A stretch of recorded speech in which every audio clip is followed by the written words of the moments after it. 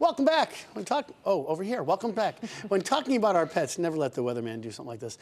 We talk about our pets and what they might eat. Grain-free is a big buzzword. Joining us today is Marissa Garson, co-owner of Dogology in Canton and West Hartford. And as an owner of 2 dogs, food is such a big issue because, for one, it's wicked expensive, and 2, we don't know what's right to put in their stomachs. For our pets, right.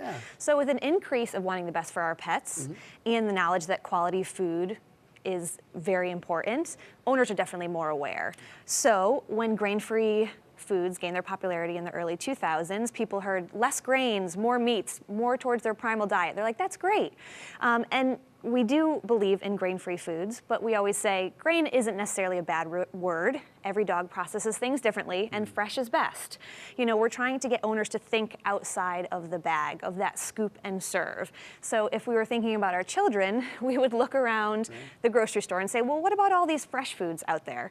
You know, grain-free and grain kibbles are highly processed. And in some of the grain-free varieties, and most of the grain-free varieties, there are some suspect ingredients that might be linked to some problems in our dogs these days. Yeah, so there's as we talk about it, food is such it's such an important thing, but there's the links, including NBC reporting on some the links between some of this grain-free food and heart disease. Exactly, and thanks to NBC for keeping our pet owners informed, certainly. But in order to make kibble, there has to be some sort of starch. So when they take that grain out, they have to put another ingredient in there. We always laugh, otherwise it would just be a bag of meat dust. So what they're using for that starch is potatoes, peas, and legumes. And so there's very new research out there linking grain-free foods to cardiomyopathy. And it's because of a decrease in the absorption and production of an amino acid called taurine. So what does that mean? Well, it doesn't mean every owner that feeds a grain-free foods dog's gonna get heart disease, no. But like I said before, fresh is best. You know, these are living creatures, and we're trying to get people to think outside of the box. So whether that's a complete raw diet, a complete home cooked, or just adding fresh food to a processed diet. So you can make lots of food at home. You know, fresh meats, adding fresh meats to a processed diet can increase the amino acids that your dogs are getting. Adding green vegetables to your dog's food 3 times a week can actually reduce some cancers by 90%. Wow, and we lost a burner to cancer. So, so people always say, oh, don't give my dog table scraps. Right. How does that fit in? So we always say there's only one food chain.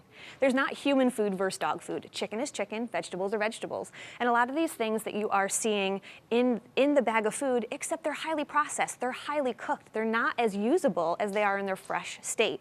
So it's very important to have a complete and balanced diet. So you can't just feed your dog meat and vegetables and say, call it a day. You have to make sure it's complete and balanced, but adding it to processed food is amazing. It doesn't have to be an all or nothing. You don't have to say, oh, well, now I have to spend a fortune feeding my dog raw food or cooking for my dog. You can just add it to increase their health. You know, they're all living creatures, and unfortunately, she's trying to give me kisses here. You know, these ingredients in grain-free foods, which make our life more convenient, are now negatively affecting our dogs for our convenience. So just think about it in terms of they're living creatures. Quickly, this is Belle. This is Belle. About Belle. She's adorable. She is, and she is just the sweetest little girl. She's a 14-week-old Border Collie mix. She is up for adoption. You can see her on our website, dogologyct.com. She is looking for an active home because she's very smart and very active, but she is a doll. Border Collies and smart. Those are 2 words that definitely go together in the world of dogs. They certainly are. Well, Belle, we wish you luck with Belle, and thank you so much. Such important information, because you walk in the pet store and there's so many choices. People have to be smart about it. Exactly. Just being aware. Thanks, Marissa. Thank you very much. Thank you. Jill, back to you.